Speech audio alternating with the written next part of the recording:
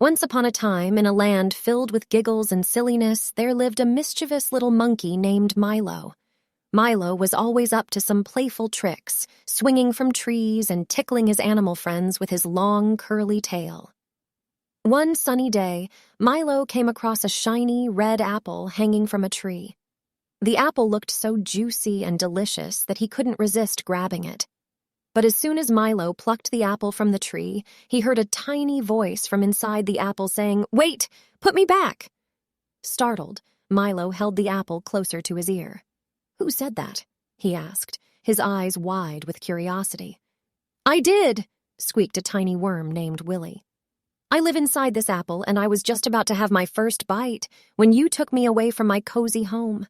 Milo felt a pang of guilt. He didn't want to harm Willy or make him sad. "I'm sorry, Willy," Milo said, scratching his head. "I didn't know you were in there. How can I make it up to you?" Willy thought for a moment and then said, "Well, Milo, I have an idea. Since you took me away from my apple, why don't you become my new home?" Milo blinked in surprise. "Become your home? But how?" Willy explained.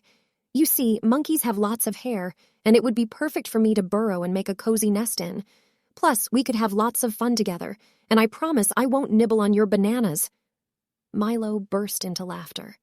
The thought of having a worm for a home was the silliest thing he had ever heard.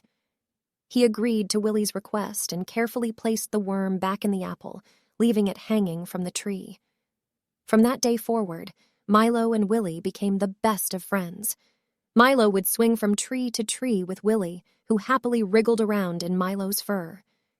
They played games, told jokes, and had the most hilarious adventures.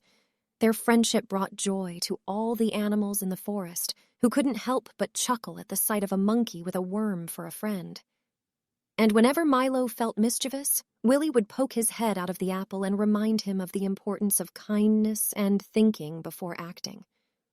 So the moral of the story is this: sometimes our actions have unexpected consequences, but with a little bit of humor and a lot of kindness, we can turn our mistakes into silly and wonderful friendships that make the world a brighter place. And if you ever see a monkey with an apple hanging from a tree, don't forget to giggle and remember the tale of Milo and Willy the most